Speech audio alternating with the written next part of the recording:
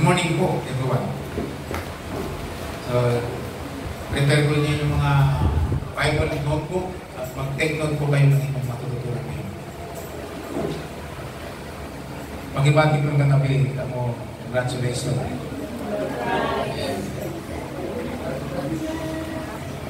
Okay po. Sino po sa inyo rito ang nagtatrabaho? Amen. Meron kayong amo? Meron kayong boss? Amen. Sino po dito yung may boss pero wala kayong sahod? Nakasanayin natin, di ba? Si Boss Romeo, tawag ko rin sa kanya, boss. Pero wala naman akong sahod sa kanya. Why? Hindi niya ako empleyado. Actually, tawag ko sa kanya, boss. Nakasanayan, pero hindi wala akong sahod. Ang dahilan bakit? Hindi niya ako empleyado. So, mapalad yung mga may boss na empleyado sila dito dahil automatic meron sila ng sahod. So, sa ating introduction, noong ang Panginoon ay kinausap niya ang mga lagad after ng Samaritans. Ipinakita ni Lord yung trabaho. At dito, makikita natin, kaya pinamagandang ko pong itong The Big Boss. Sabi mo sa katabi mo, The Big Boss. Meron ba kayong Big Boss?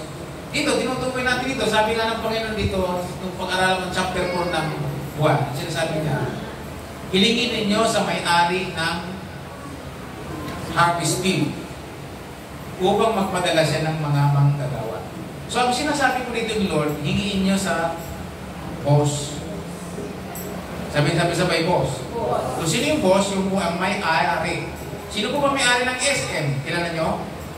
Patay na. Pero yung mga anak ang may-ari ngayon. Si Resi. Kilala nyo si Gogo Kwe? Hindi nyo kilala.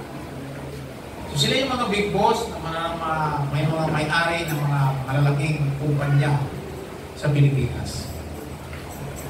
Then, sinabi ni Lord, ang may-ari ng taniman at anihin ang Diyos. Kaya sa Diyos hihilingin. Okay, makikita po nyo dyan sa talata, nakikita po nyo kasi dyan, sabi po dyan sa talata, sa verse 36, sabi ng Panginoon dyan sa 1. Verse 36, sabi niya, ang maani ay tumatanggap ng upa. Sabi natin upa. At ang nagtitipon ng bunga para sa buhay na walang hanggan. Upang ang nag-asip at ang maani ay magkasamang magagala. So yung pong sower at yung harvester, kapwa po sila, magkakaroon po ng, sabi po doon, ng reward. Kasi sa ibang salin, sabi po dito, kayong mga tagapag-ani tatanggap ng gantimpala mula sa Diyos. Sabi natin gantimpala. Sabi niya, at ang mga taong inani ninyo ay bibigyan niya ng buhay na walang hanggan. Kaya magkasamang matutuwa ang nagtanim ng salita ng Diyos at ang nag-aani. Tayo po ngayon ay nasa message po tayo na tinuturo ng Panginoon sa Matthew 28, verse 19 to 20, na nagsasabi yung reaching in equipping, o reach in equip. Ang ibig sabihin niya, pagtatanim at pag-aani. Kung sa ating tema, pag-abot at paghubog, matapos abutin, hubugin, para sa harvest. So, hindi lang basta nagtanim. Kailangan din po natin matutunan ang pag-harvest. So, tayo po ngayong umaga, yan po ang message po sa atin ng Panginoon na tayo ay magtanim at mag-ani. At ang boss, ang Panginoon. So, magandang boss ang Panginoon. Kasi sabi ko sa NIV version, sabi sa NIV version, even now, the one who reaps grows a waves in harvest a crop for eternal life. Sabi dito, ways ang ginamit. May bayad po yung mga nagtatanim at nag-aani. So si Lord, napakagandang boss niya. Kasi po siya, hindi niya pinagtatrabaho ang tao na walang sweldo. Amen. Ikatulad nung unang thinking ng bawat isa atin na kapag nag-finish na kay Lord, eh, magtitiis ka talaga. Hindi po. Ang pagtatrabaho sa kumpanya ng Panginoong Jesus ay mayroon pong sweldo. Siya po ang magpuprovide ng ating sweldo. Siyempre, pag tao ka ng Diyos, ibig sabihin, lahat ng kailangan mo ipuprovide ng Diyos. Jesus Christ is the best of the best na boss. At yan lang, hindi natin naunawaan ng mundo. Siya po ang nagpo-provide ng lahat ng kailangan ng kanyang mga empleyado. Hindi naman tayo swelduhan ng Panginoon kung hindi tayo nagtatrabaho sa kanyang kingdom. Hindi tayo empleyado ng kanyang kaharian. So, tingnan po ninyo, sa New Living Translation, ang gandang sinabi, 36, sabi niya, the harvester are paid good wage. Grabe. Bayad po talaga siya ng tamang sweldo. At ang sabi po niya dito, in the fruit, they harvest is people grow to eternal life. Ang maganda rito, yung taong kanilang hinarvest, yung kanilang inani, magkakaroon ng buhay na walang hanggan. Tingnan po ninyo, nandito ba si Brother Ronnie? Nasa si Bro. Ayan. Siya po, hinarvest natin. Ang nag-harvest sa kanya, si yung kasama niya. Yung kasama niya, kinakasama niya. Ako ang ginamit lang para magtanim sa kanya. So lumipas po ang isang buwan, harvest po siya. By the way, December siguro ng Panginoon kasama siya sa baptismal. Nag-undergo po siya ng salvation class. In the same time, ID na rin. Pinakita po yung kahalaga ng pagiging alagad. Sabay po yun. Tapos ng salvation class, iiwanan po sila ng assignment, babasahin po nila ng mag-asawa. Pagkatapos, kasabay na kasunod agad yung ID para makita niyo yung kahalaga ng pagiging alagad ng Panginoon. Ganun kayo unique. Harvest po siya. So, si Risen at ako, magkasamang mga galak sa panahon na reward ni Lord. So mga kapatid, dito pa lang sa lupa, di nyo alam, habang nagtatrabaho tayo sa gawain ng Diyos, binibigyan tayo ng sweldo. Nandiyan na yung, alam niyo na, sabi nga ni Brother Bobby, tanggalan ka ni Lord ng kalusugan, wala ka na, hindi ka na makakapagtrabaho. So ang Diyos, ang pinakadabis na boss, sabi, hawak niya lahat kasi ng parte ng ating buhay.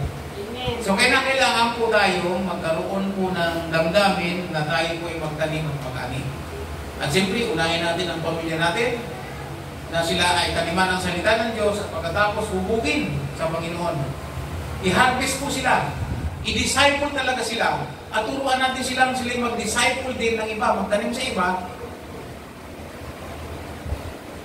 Kaya po yung iba dyan, ito, baka makalimutan ko to, dyan si tatay po ay, pagka meron pong mga reading po sa Bible study, kasi sanay po sa Bible study, hindi po siya sanay sa cell group, yung pong mga gusto pong maturuan ng mga tungkol sa mga malalalim na aral ng Panginoon, tungkol sa paano manindigan bilang isang mananampalatay ng Panginoon, tuturuan po kayo dyan po siya.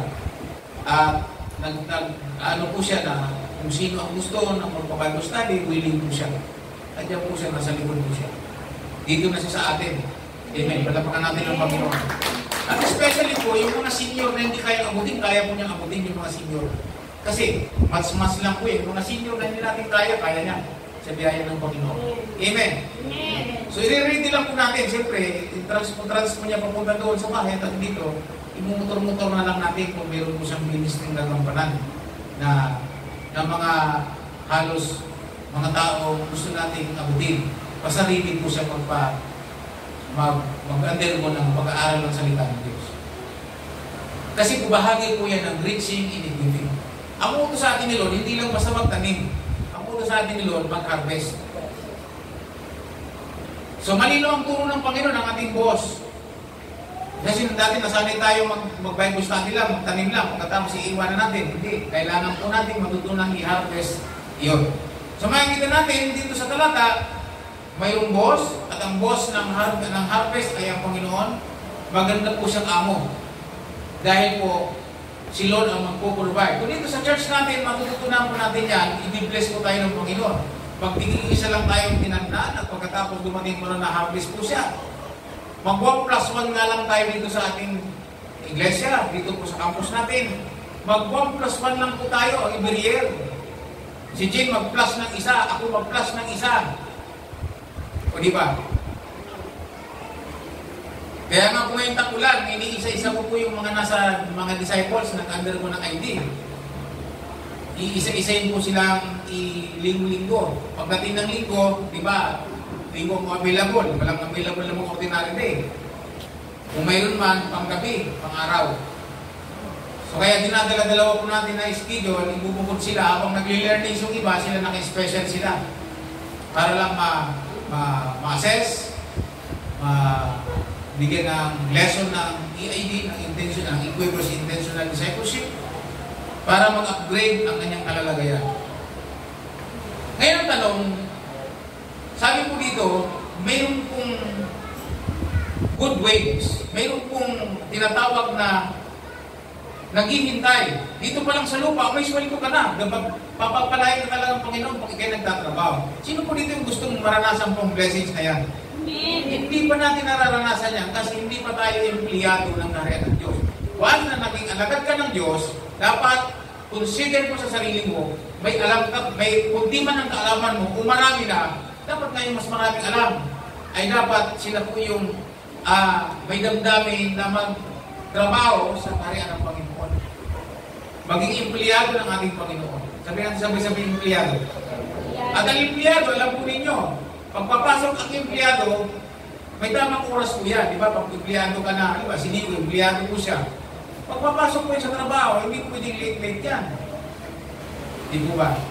So maunawa natin na pag tayo nagtrabaho sa kingdom ni Lord, tayo po ay updated din sa time ng ating tinatawag na paglilingkod ng ministry. Pag-araw ng linggo, alam natin ang oras ng ating pagsamba. Pag may gawain tayong pupuntahan na tao ang ating i-harvest o tataniman, dapat pag sinabi mong oras na ganito, na pupunta ako, pupunta ka. Darating ka, kasi empleyado ka ng Panginoon. At itong maganda, si Lord ang magbabayad sa iyo. Pagpapalain ng Panginoon ang iyong kabuhay. Naalala ko tuloy si Haring David, nung kinuha po ni Haring David ang kaban ng tipan, nung siya'y mag-empleyado ng Diyos, maging hari ng Israel, at maglingkod sa Diyos, natuwaan po niya, kunin po yung kaban ng tipan. Kaya nung kinuha po niya, hindi po siya equip. Hindi po niya alam ang proseso kung paano gagampanan yung pag-touch at paghipo kung sino-sino dapat nagbubuhat ng kaban ng tipan. Hindi niya po alam yon. Hindi niya alam na talagang mga Levita lang talaga ang pwedeng humipo roon. Kaya nung pinakuha niya po yun, iba pong sinakyan, dapat binubuhat po yun ng mga Levita. Ang ginawa po yun, sinakay sa kariton. Nung matutumbay yung kariton, sinalo po nung si Usa, namatay ay yung tawag yun sa presensya ng Diyos. Kasi hindi po ganun. Kaya nung nakita niya may namatay, natakot po si David, at sabi niya, hindi mahirap pala maging empleyado ng Panginoon. Dapat alamin mo kung anong panuntulan ng Diyos. Kaya ang ginawa niya, iniwanan po niya ang kaban ng tipan sa bahay ni Obed-Edom. At iniwanan doon, at sabi doon, nung maging empleyado ng Panginoon si Obed-Edom, ano sabi? Pinagpala ng Diyos ang kanyang buong sambayanan. At nung mabalita ni David na pinagpalang lubos ng Diyos si Obed-Edom, ang sinabi niya, kunin natin ang kaban ng tipan, maganda tayo. Kasi, bakit naman na si Obed-Edom lang i-bless ni Lord? Dapat tayo talaga, empleyado din ang gawain ng Panginoon. Buong Israel. Napansin nyo, na kung tayo maglilingkod sa Panginoon, sa presensya niya, tayo kanya empleyado sa gawain ng Diyos, mag-overflow po ang blessing sa atin kasi si Lord po ang magbibigay sa atin ng ating upa. Pansinin po ninyo, literal na sinabi po dito ang upa. Literal pong sinabing sweldo. Literal pong sinabing, ang sabi po dito, ay good wage. Ibig sabihin, dito sa, pag ikaw empleyado ng gobyerno, anong good wage? Tamang sweldo, mayroong allowance, mayroong SSS, mayroong PhilHealth, mayroong benepisyo nga. Ano ba mga benepisyo ng dapat na nagtatrabaho? Mayroong PhilHealth, mayroong pag-ibig, mayroong SSS, mayroong pag-GSIS, kung ano pa mga S na mga benepisyo. May insurance, everything. Kay Lord, ibibigay niya po yun. Ngayon, kailangan po natin magkaroon tayo ng damdamin na gawin natin ito. Tignan niyo, meron akong babasahin sa inyo at ito'y alarming, very alarming. Punta po tayo sa Mateo. Ganda, kailan pa natin gagawin itong pagtatanim at pag-aani? Okay, punta po tayo ng Mateo chapter 24. Tingnan po ninyo. Dapat daw po gawin na natin. 2,000 years ago, sinalita ito ng Panginoon. Lumipas po ang 2,000 years. Ito na ngayon. At ang lahat ng sinabi ng Panginoon nagaganap Andiyan, very alarming. Sabi dito ng Panginoon sa 24, nung magtanong ang mga alagad na, Lord, kailan po talaga ito mangyayari? Ang sagot ng Panginoon sa verse 4, sumagot si Jesus, sinabi sa kanila, mag-ingat kayo na huwag kayong mailigaw ni numan. Sapagkat maraming darating sa aking pangalan na magsasabi ako ang Kristo at ililigaw nila ang marami. Ano? Nangyayari na ba ito? Amen. Marami na naliligaw kasi marami nagpapanggap ngayon ni Kristo. Pero nasa Davao, nakakulong ngayon. Alam niyo yun? Okay, verse 6. At makakarin kayo ng mga digmaan at mga balita ng mga digmaan. Sabi ng mga digmaan, maging kayo na huwag kayong mangamba sapagkat kailangan mangyari ito, subalit hindi pa ito ang wakas. May gera ba? Okay, mas matindi ang gera ngayon ng Israel sa kanang Iran, ng India sa kanang Pakistan. At ngayon nagkakampi-kampi na ang mga ang kampi sa Iran, Russia, Pakistan, at iba pa. O Amerika sa Israel, France, Australia, Pilipinas hindi makasali, kawawa. Sabi niya dito, makakabalita kayo ng ganyan. Ibig sabihin, nasa panahon po tayo ng last days. Okay. Sabi niya, sapagkat maglalaban ang bansa sa bansa at ang karian laban sa karian, magagaroon ng tagutong at mga lindol at sa iba't ibang dago. Tanong, nangyayari nito? Meron mga sinasabing the big one sa Pilipinas. Sabi niya, pag nangyari yun. Yan. O ngunit ang lahat naman ito ay pasimula pa lamang ng matinding paghihirap.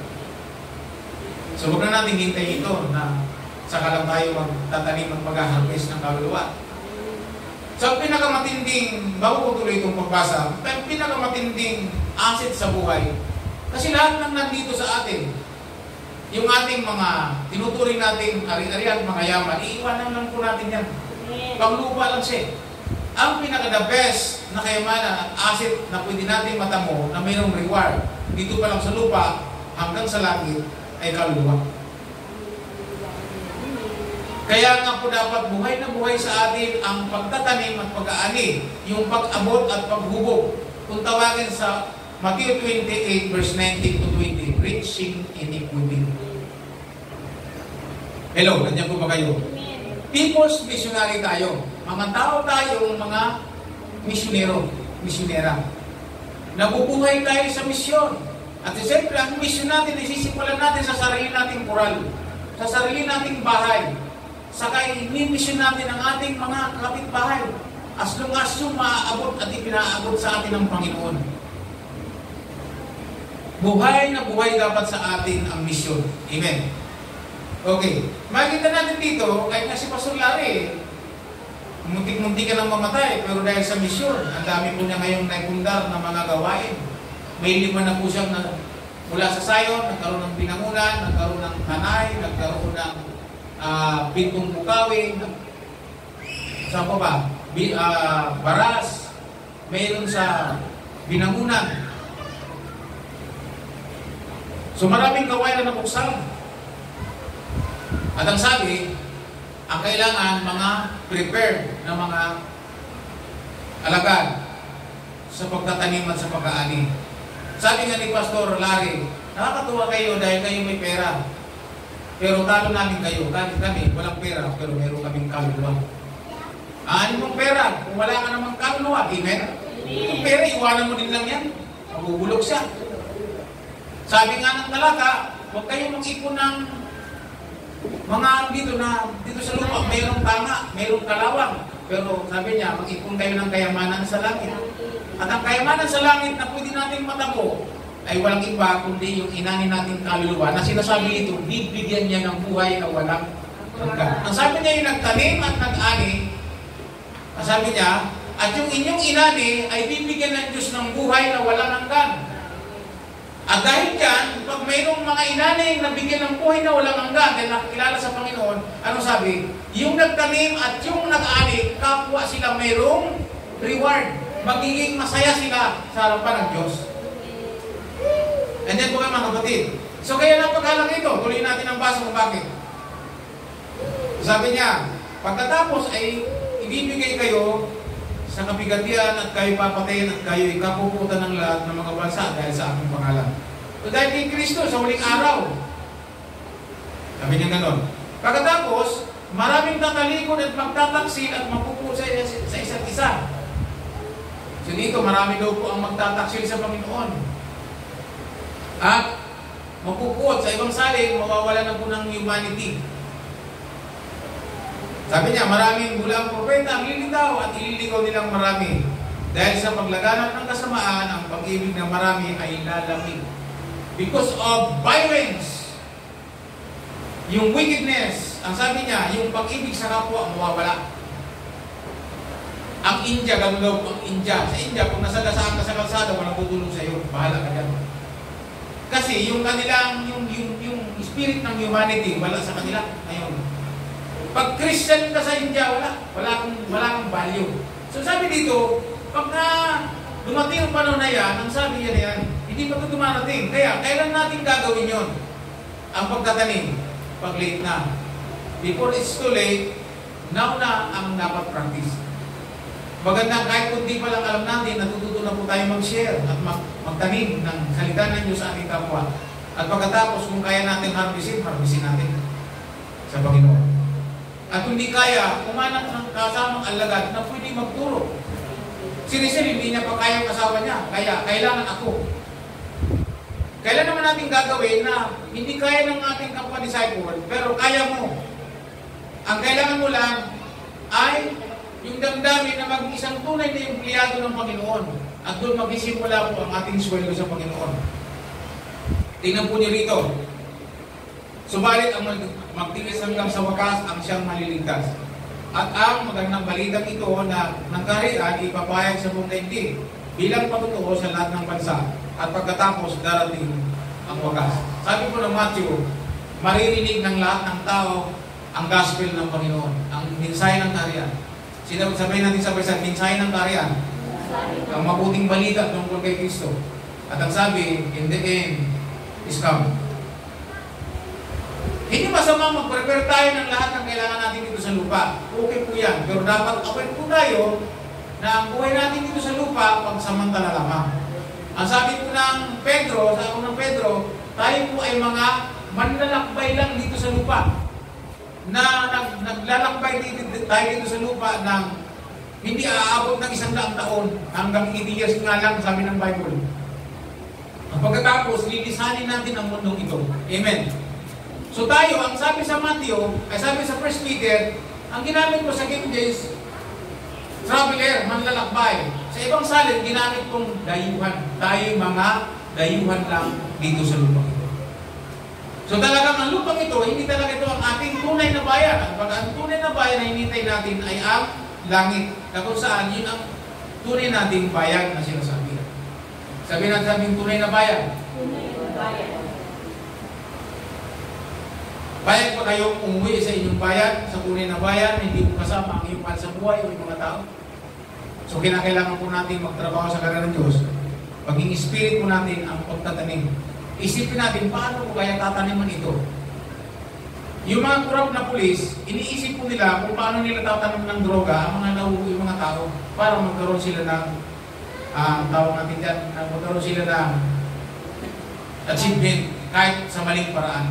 Kaya natututo sila magtanim ng droga para magkaroon sila ng, alam mo na, promotion.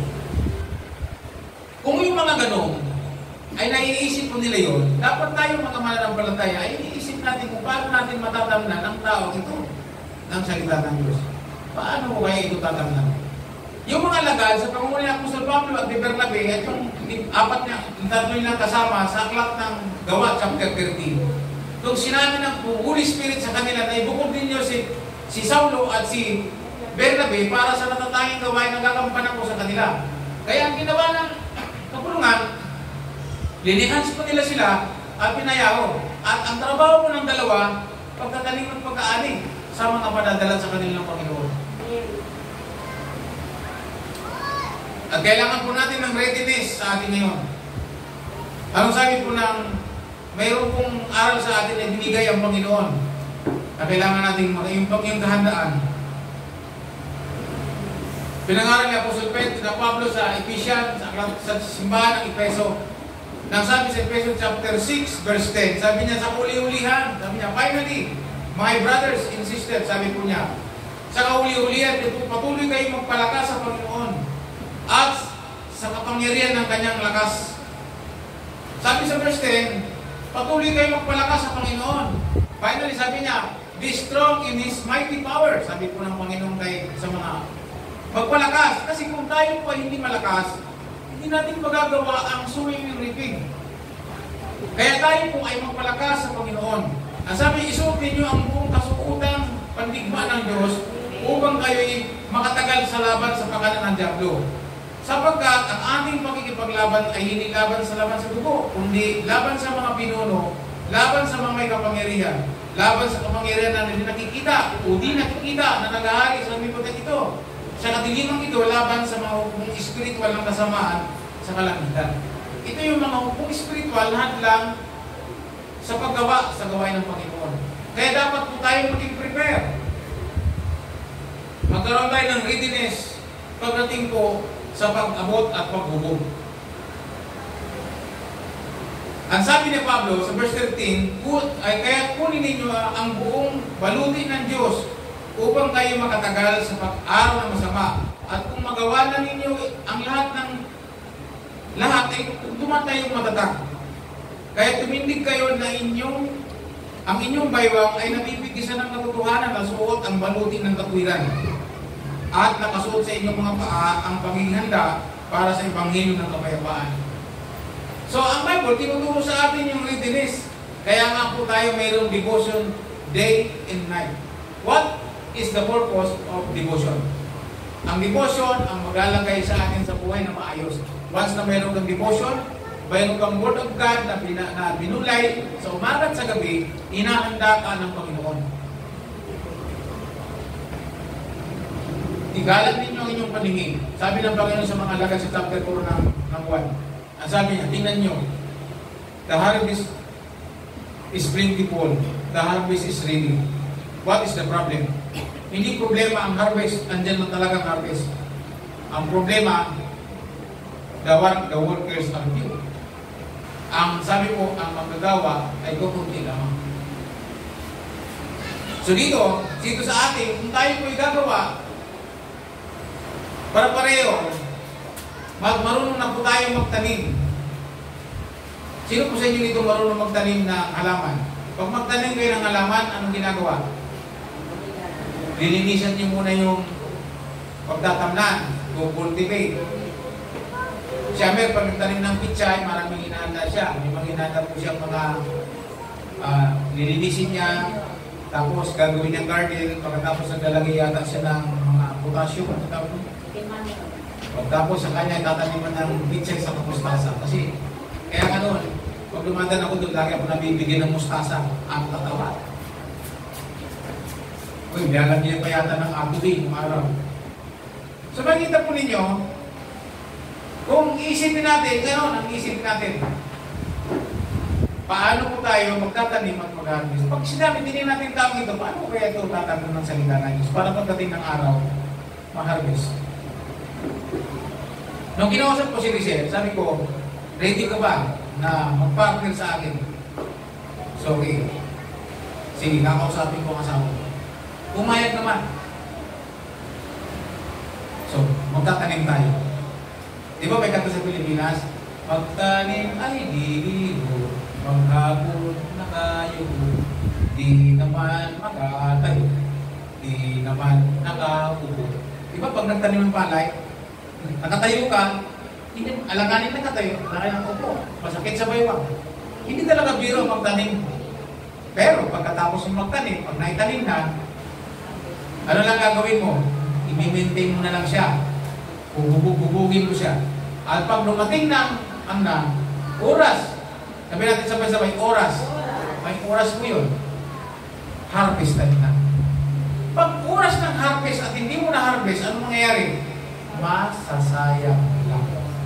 Ang palay, 4 months, 3 months to 3 taon at kalahati, ay 3 taon at kalahati, minsan 4 na buwan, pagkatapos, harvest na po yan. At pag nasubra sa Oras ng pag-harvest, yung palay kusang naglulundo po kasi yung katawan niya. Kung yuyuko na yung palay, malalaglag na sa lupa, mahirap. Yung palay mismo, yung mga butil, kusa lang nalalaglag na, rupok na. Wala na, mahirap na. Mahirap na lagutin yung sa lupa. Anong sabi? Sayang. Kaya, ngayong umaga, as People's Missionary Church, praise God, tanim natin sa puso't isipan natin, ako ay misyonero. Bahagi ako ng simbahang misyonero. At ang aking misyon, magtanim at magaling. Sabi mo sa katabi mo, ako ay misyonero. Misyonera. At ang aking trabaho, magtanim at magaling. Pwede po ba niya sabihin niya sa sarili niya? I am missionary. At ang aking trabaho, sa gawain ng Panginoon, ako'y empleyado, ako'y misyonero, ako'y empleyado ng Panginoong Jesus. At ang aking trabaho, specifically, magtanim at magaling. Magtanim at mag-harvest ng kaluluwa. Amen? Amen. So pag naging ganyan ang damdamin natin, kaklase, kaibigan, iisipin natin kung paano natin sila matatamnan. Eh minsan, sa ganyang buhay ko, na subukan na ng marami yan, si Pastor, pagkausap mo yan, mamaya-maya, salita ng Diyos na yan. Kasi lahat ng usapan, sinisimulan ko sa ganyang usapan, hanggang sa ma-divert ko yan, na mapag-usapan yung tungkol sa Lord. Yung sa gospel. Amen. Kahit yung mga unang alagad, ganun sila. Ang sabi ng Holy Spirit sa kay Filipe, sabayan mo yung yunukong yun, galing yun sa pagsamba sa Israel. Sumasamba na yun sa Diyos, sa lumang pagsamba. Kailangan maituwid. Sabi, yunuko, kandasi, negro po yun, itim, yunuko. At sabi, katiwalaan ng empleyado po siya ng reyna ng kandasi. Ibig sabihin, may kaya. At nakasakay sa karwahe. At ang sabi ng Holy Spirit, sabayan mo yun. Pagdating doon, sinabayan niya, habang lumalakad ang kabayo at hila-hila ang karwahe. Ibo mong kabayo, sabi nakakarwahe. At habang nalalakad, ang itong yunuko, nagbabasa po siya ng aklat ni Isaias. Habang nagbabasa sa aklat ni Isaias, doon niya sinimulan. At ang sabi niya, naiintindihan mo na ba yung binabasa mo? Biglang napalingon yung yunuko.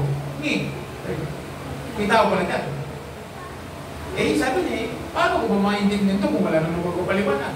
At ang binabasa ng parte ng kasulatan na ito, ang tungkol sa Panginoon, yung mula na para sa tuwa na papatayin na hindi kaputok, hindi umiimig pa lang. Ang tanong ng yunuko, sabihin mo nga sa akin, sino bang tinutukoy din ng propeta? Iba ba o siya mismo? Mula doon sa kasulatan ngayon, ipiniliwanag kay Filipe sa yunuko na si Jesus Christ yun. At pagdating ko sa may ilog, harvest agad. Ang mabilis naman. Bakit mabilis? Sapagkat meron ng pananampalataya ito. Reliyoso na ito eh. Yung mga religious people, madali silang harvest, lalo pag may alam sa salita ng Diyos. Itutuwid mo lang. Makita niya, sabi niya, kaya pagdating doon sa may tubig, ang sabi po ng yunuko, ang sabi niya, dito, hindi ko ba ako pwedeng paurisman? Ang sabi ni Philip, maaari, kung puso kang nananalig na si Kristo ang anak ng Diyos na at tagapagligtas. Sabi niya, nanampalataya ako ng puso. Kaya ang sabi, lumusong yung dalawa. At binautisman ng yunuko. Umuwi ang yunuko at ayon sa kasaysayan, yung yunukong yun, dahil kataywala po siya ng palasyo, may pera, siya po ang nagpasimula ng gawain ng Panginoon sa Ethiopia, sa Antioch, sa mga itim, sa mga balat ng pura itim, sa mga negro. Si Filipe naman, dinala ng Holy Spirit sa Samaria, sa Samaria, at doon nagpasimula ng gawain. At matindi, dahil yung 4 niyang anak na dalaga, mga propetesa, kaya po siyang 4 na babae na propetesa, mga katulong ni Filipe sa gawain. Si Filipe, evangelista. Yung 4 niyang anak, propetesa. Grabe, no? Tanin na tanin. Kaya sila may gamit ng Panginoon sa gawain ng Panginoon, sa pagtatanim at pag-aani. Ngayon mga kapatid, ang challenge dito, gusto nyo ma-bless ang iyong buhay at gusto nyo magkaroon ng buhay na walang hanggan. Pag ang ating pamilya, ang sabi, maging empleyado tayo ng gawain ng Panginoon. Dapat ang ating boss, ang ating Diyos, ang Panginoon Jesus. Hindi kayo lugi. So ang tanong ni Lord, sabi niya, amin Lord, sabi, hingiin ninyo sa may-ari ng anihin, sa Big Boss. Pwede mong sabihin, pag ikaw ba ay nag-a-apply ng trabaho, anong hindardala mo? Meron ka dalang? Meron kang resume, meron kang requirement, meron kang application form. At ang sabi ko dun sa kumpanya, hinihingi mo maging empleyado ka. Okay, si Ariel, hinihingi niya sa ombudsman na maging ombudsman ba? Ha? Hinihingi niya maging empleyado siya. Ang sabi ng Bible, hingiin ninyo sa may-ari na kayo kanyang maging empleyado. Pwede ko ang golden boss na mag-apply. So ngayon, sino pong mag-a-apply na sewer and repair? Malaki yung sweldo. Ang sabi ko dito, good wage. Sapat na sweldo o sapat na upa. Sinong gusto ng sapat na upa? The best po kay Lord. Mas the best si Lord. So tatapatan ng Panginoon. Kaya ngayon, kung gusto niyo ng blessings, okay naman ng mga asset po tayo diyan, yan po ay nawawala. Lahat ng ating ginagawa ngayon dito sa lupa, mga buildings, naipon natin pera at ginto, lahat yan may iiwanan. Pero ang hindi mawawala sa atin, alin, yung mga tinaniman nating kaluluwa at hinarvest nating kaluluwa. Yan ang nakasulat dito, sabi niya, kapwa, yung nagtanim at nag-aning, kapwa mayroong, reward. Dapat after po tayo sa reward sa langit. At ang maganda, dito pa lang sa lupa, pagpapalain ka na ng Panginoon. Kasi meron kang ginagawa sa umasan. Ngayon, kung hindi tayo pinagpapala, baka wala tayong ginagawa para sa Panginoon. Amen. Okay po magbigay ng mga bagay dito sa simbahan. Mga kaya tulad ng drum set, na kailangan natin sa pagsamba, mag-donate. Okay po yan kasi para sa gawain. Pero ang pinakamahalaga sa Panginoon, kaluluwa. Kasi kaluluwa lang po ang maglalas. Pera, lahat ng nasa atin, hindi maglalas. Ang maglalas lang kaluluwa. Kaya sabi ng Panginoon, yung nagtanim at nag-harvest, i-bless ni Lord, at yung kanilang tinaniman at inanim kaluluwa, ano sabi? Bibigyan ng buhay na walang.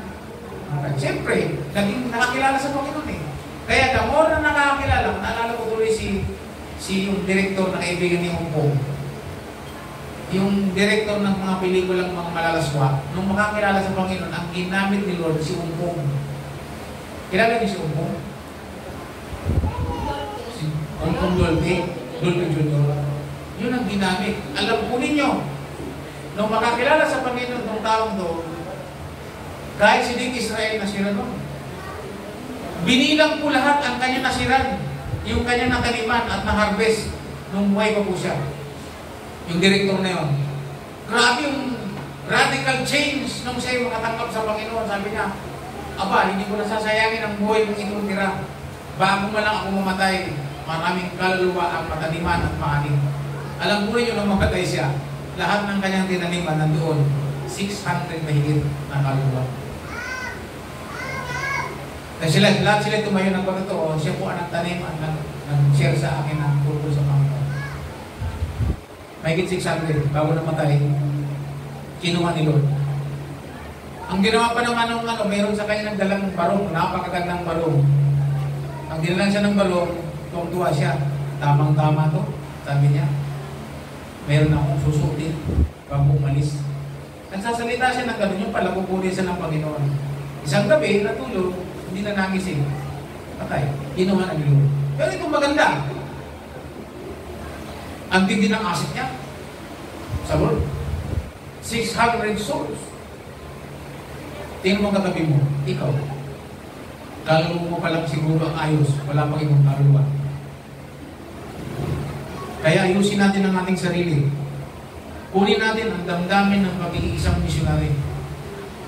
Kunin natin ang damdamin ng pagiging isang empleyado ng Panginoon. Huwag tayo makuntentong tayo lang. Magsusulit tayo sa Panginoon. Kunin natin ang kahandaan ng sinasabi ni Efeso chapter 6. Readiness to share. Kung ano meron tayo. Paunti-unti. Sana po, meron tayong natutunan. Ngayon po, wala tayong learnings. After kasi ng service, yung iba pupunta ng makikipaglibing. Bago matapos ang service, ay magkakaroon po tayo ng meeting, general meeting, lahat po ay kasali para pag-usapan po natin ang inyong mga sinulat sa gawain ng Panginoon. Kung ating mga gamit dito sa simbahan, ay lumabas ang inyong mga sinulat, kung pwede ba itong hiramin, kung hindi, at bigyan ng dahilan. At nabasa ko po ang inyong mga ngayon, tatalakayin po natin kung paano para magagawa po tayo ng maliwanag na policy pagdating po sa mga gamit ng Panginoon. Amen po ba? So sana ang mensahe ngayong umaga ay meron tayong natutunan at yan po ay sa buhay po natin. Sabi po ang sabi po ng isang pastor, hindi nito ang panahon ng pagtubig-tubig. Hindi nito ang panahon ng pahina-hina. Nakikita po nyo, nagdidigmaan na, sign na po yan, malapit na. Sabi nga ni John, Kuya, pag tinayo na ba ang third temple sa Jerusalem, yun na ba yun? Yun na yun. Kasi yun ang bukuha ng Antikristo. So ngayon, pag nagkaroon na po ng pangmumundong kaguluhan, may tatayong world leader at siya yung may kakayang magsabi, walang digmaan. Magpati-pati tayo. Magsama-sama tayo. Yun na yun. Malapit na. So, hihintayin ko pa yun. Ngayon na ang panahon. Kasi sabi sa Mateo, sabi niya, lalamig ang pag-ibig ng marami. Lalaganap ang kasamaan. Diba? Sa Pilipinas nga, laganap ang kasamaan. Sabi nga nipa, ang corruption daw, talamak mula sa Malacanang hanggang sa baba. So, ang kasamaan laganap na. Wala nang matingtimang pag-ibig sa bayan, sa taong bayan. So, kaya itong panahon, kung kailan ka magtatanim, ito na yung panahon. Ngayon na po yun. Para magkaroon po tayo ng radical change. At habang tayo nagtatanim, ito po maganda, sabi ng Panginoon. Sabi nga ni Timoteo, sabi ni Pablo kay Timoteo, habang ginagawa mo ang pagtatanim at pag-aani, dinudulutan mo na ng pagkain ng iyong sarili. Gusto niyo pong lumago? Gusto niyo lumago? Lalago lamang po tayo, pero tayong damdamin ng pagtatanim at pag-aani sa kaluluwa. At paano tayo makakapagtanim kung hindi po tayo handa? Kaya ang unang proseso, ang una pong dapat gawin, yung pong pinagagawa sa atin ng Panginoon, yung itinuturo ko sa inyong devotion araw at gabi, huwag niyong katamaran. Huwag po niyong katamaran yan. Kahit tinatamad ang ating katawan, dahil sabi po ng Bible, ang Espiritu ay may ibig, ngunit ang katawan ay tamad. May katamaran po talaga, mahina. Kaya, sikapin po natin itong basahin araw at gabi. Para pagka meron tayong mahanda po tayo, yung devotion lang natin araw at gabi, yung devotion, magagamit na po yun. Kaya nga pinadadala ko po kayo ng devotion araw at gabi. At pinag-i-respond po kayo kung kayo nag-devotion hindi. Minumonitor ba? Para makita kung kayo po'y handa at meron kayong baluti na nailagay sa ating sarili, sa ating isipan, sa ating puso, ng mga salita ng Diyos na pwede natin magamit. Ngayon, ang tanong, kailan po natin sisimulan? Kailan tayo hahakbang? Kailan tayo apply at sasabihin natin ngayon sa prayer kay Lord, Lord, narito po ako. Aming Ama na may-ari ng anihin, na may-ari ng taniman. Kaya tuturuan po kayo ng prayer kung kayo po ay ready sa ganito. Amen po ba? Taas ang kamay ng gusto. Tama sa ng gusto. So ganito ang prayer natin. Ama namin Diyos na may-ari ng anihin, Panginoong Jesus, narito po ako. Gaya ng inyong sinabi na sabihin sa inyo na may-ari ng anihin.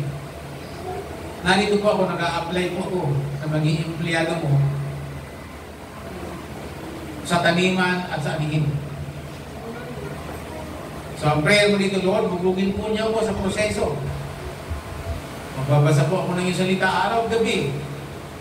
At bigyan niyo po ko ng lakas na magawa ko ito simula sa aking pamilya hanggang sa ibang tao. Amen po ba? Kahit yung mga alagad ay binigyan ni Lord ng specific na misyon. Ang sabi ng Panginoon, pagdating ng Holy Spirit, ng kapangyarihan, ng magbibigay sa inyo ng lakas at kapangyarihan, kayo magiging saksi ko, sabi ng Panginoon, may-ari ng anin. Mula sa Jerusalem, sa Judea, sa Samaria, at hanggang sa dulo ng daigdig. Napansin niyo ba ang turo ng Panginoon, ang boss? Unahin niyo muna ang inyong Jerusalem. Ang Jerusalem ay pamilya, malapit lang po yun. Kalahi at Judea, sabi niya, Judea, yung Judea po ay malayo-layo. Kamag-anak. Samaria, malayo-layo po yung ibig sabihin. At ang nasa dulo ng mga daigdig. So dito pa lang sa teaching po ng salita ng Diyos, maliwanag po ang turo kung saan tayo magsisimula. Sabi ni Coach Charvet sa kanta niya, di naman masama kung atin itong gagawin. So unang, sabi niya, meron kanta siya na problema sa atin minsan sa malayo nakatingin. Ibang bansa'y gustong misyonin. Di naman masama kung atin itong gagawin. Ngunit sana na may unahin ang bansa natin. Diba? So dapat unahin natin ng ating pamilya. Amen. Kaso lang, kung hindi ka effective sa iyong pamilya, imposible maging effective ka sa labas. Amen. So kaya ang effectiveness natin magsisimula sa ating sariling pamilya. Dahan-dahanin natin. Pag-pray natin kay Lord. Fasting natin. Hingi natin kay Lord. Kahit magtagal pa yan. At habang ginagawa natin yan, nagpa-practice tayo sa labas. Sinasabay po natin yan. Sinisira natin ng pamilya. Nagpa-practice tayo sa labas. Nagkakausap tayo ng mga tao. Ang usapan ay tungkol sa mga laro-larong basketball. Hanggang sa ma-divert natin tungkol sa Panginoon. Amen. Ganyan dapat tumatakbo ang ating isipan bilang missionary. Paano ko ito masisilan? Meron akong karanasan bago po tayo magtapos. Meron po akong karanasan sa Baliwag bus, Baliwag transit, papunta pong Nueva Ecija. Pagsakay ko po, meron din ako nakatabi, nabababarin lang po siya ng Higin to Bulacan. Sa pagsakay pa lang po sa Cubao, nagsimula kami ng kwentuhan, ang kasama pa na kami doon sa tulay na ang ilalim po squatter. Ano yung squatter, yung mga bahay na nasabit mismo doon sa tulay. Namin ka na kayo na gano'n. Yung ilalim ng tulay, isinabit po doon yung bahay nila, ginawa ng mga kahoy na nasabit na katurnilyo, at yung ilalim ng tulay, ginawa nilang bahay na nakahangir. Pagbaha nga naman, ilalim ng bahay. Pero pa nalaglag lang, delikado. So ang dami, yung ilalim ng tulay, puro bahay, nakahangir. Galit na galit siya, sabi niya, mga pasaway talaga itong mga tao ito, hindi matuto. Galit na galit po siya. At nagkwentuhan kami, hanggang sa, ganun talaga barasan, kasi ganyan ang sinasabi ng salita ng Diyos. Napalingon siya ng salita ng Diyos. Sinasabi sa Bible yan, na ganyan na ang mangyayari sa ulit mga panahon. Kasi, ano po bang reliyon ko? Sabi ko, wala akong reliyon. Pero meron akong relasyon sa Diyos. So, to the point, nag-start kami mag-sharing. Ang nasa may-share ko sa kanya, tungkol sa Panginoon na ang maliligtas lang, yung mga sumampalataya ng Iglesia, yung mga hindi. At dumating time na ikaw, sabi ko, gusto mong tanggapin sila bilang pang tagapagligtas dito sa bus na ito. Ipag-pray kita, susunod sa prayer. Kung gusto mo, hindi gusto mo. Sige, nag-pray kami ng pagtanggap. Kung tinatanggap mo siya, gusto tumatanggap. Habang nag-pray kami, umiyak mo siya. Tumutulo di pati sipon. Hindi sinahiya doon sa nagtitinginan kami, titingnan kami ng mga tao. Nagpipray, inahawakan mo sa malika, tapos nagpipray, tapos yung tumuluha ko siya, umiyak. Hindi sinahiya. Pagkatapos ng prayer, example, pagdilan ng mata, ay, bababa na po pala ako. Ay, walang connection, walang contact number, walang address. Basta pagbaba niya sa basa, turuan kami. Brad, magtuloy-tuloy ka sa panahon, kahit naman church. Basta, GIM, Baptist, basta po, Brad, pumunta rin dito. Magtuloy ka. Tapos sabi niya sa akin, hindi kita malilimutan. Kita tayo sa langit, sabi niya gano'n. Yan na. Baba na. Mga kapatid, bahagi po yan ang ating buhay. So ngayon, karanasan ko po yun. Yun ay isang buhay na karanasan. Kaya mga kapatid, ngayong umaga, yan po ang gusto ko ibahagi sa inyo. kunin po natin sa ating buhay ang damdamin, ang buhay ng isang missionary. Sino word missionary? Ang ibig sabihin yan, maging empleyado ng Panginoong Jesus. At babayaran ka ng Panginoon. Hindi lang basta bayad. Pagdating sa heaven, ano sabi? Great reward. So ngayon, magbilang na tayo ng kaluluwang target. Hanggang ilan ang gusto nating kaluluwa? Nalala ko po ang isang evangelist nung siya po ay mamamatay na. Nag-aagaw hininga. Nag-aagaw ng hininga. Yung kanyang anak, mga anak niya nandoon. Habang naghihinga sa ospital, naghihingi pa siya ng sabi niya, Lord, one more soul. One more soul. Humingi po siya ng isang kaluluwa. One more soul. Malalagot ng hininga, humingi pa ng kaluluwa na maliligtas. Dumating ang kanyang anak na hindi pa mananampalataya. Nung siya maghihingalo, lumuhod po sa kanyang harapan. Kaluhod, Lord, sabi ko niya, parang awa na po ninyo. Nagdagan pa niyo ang buhay ng tatay ko. Sabi po ng anak niya, hindi mananampalataya, nag-pray. Pagkatapos po, namatay po yung tatay. Answer prayer po yung tatay. Kasi pagkamatay po niya, tinanggap si Lord nung kanyang anak na hindi pa nakakakilala. So, dagdag kaluluwa. Answer prayer po siya. Sana, ganun po tayo. Malaki po sa atin ang kaluluwa. Amen po ba? So kaya, palagan po natin ang kaluluwa ng iba, walang kaluluwa po natin. So apply na, Lord. At mayroon pong tamang sweldo. Dito sa lupa at sa langit. Anong sabi? Papasahin ko po sa inyo. Ang ganda. Sabi po dito sa New Living Translation, sa verse 36, sabi niya, the harvester, wala. Wala na. Okay. Sabi, the harvesters are paid good wage. In the fruit, the harvest is people brought to eternal life. Ito dito yung gusto kong idiin. What joy awaits both the planter and the harvesters alike. Ang sabi po dito, anong kagalakan ang naghihintay sa nagtanim, both sides sabi na, sa nagtanim at sa nag-ani, naghihintay sa kanila sa araw ng pagharap sa Panginoon. Sabi ng sabay-sabay, joy. Yung joy ay napakahalaga po siya. So kaya ngayon, gusto po nyo magkaroon kayo ng kasiyahan pagdating ng panahon. Mga kapatid, dito pa lang, start na po tayo sa pagiging empleyado ng Panginoon. Amen po ba mga kapatid? Okay, ready po tayo. Isakpat po natin ang balutin ng ating Panginoon. So magkaroon po tayo ng prayer ngayon. Kayo po ang mananalangin sa harapan ng Panginoon. Kayo mismo mag-pray. At sabihin niyo, Lord, o Diyos na may-ari ng harvest field, ng taniman, ng mga kaluluwa, sabihin niyo po yun. Narito po ako, nag-apply na maging manggagawa mo, maging empleyado mo sa larangan ng pagtatanim at pag-aani ng kaluluwa. Okay, yung Pangulo, kayo po mismo ang mag-pray. Bawat isa sa atin yung mag-pray. Mag-pray po tayo na maging magawa o empleyado ng Panginoon. At ang sabi niya, mayroon po kayong sweldo.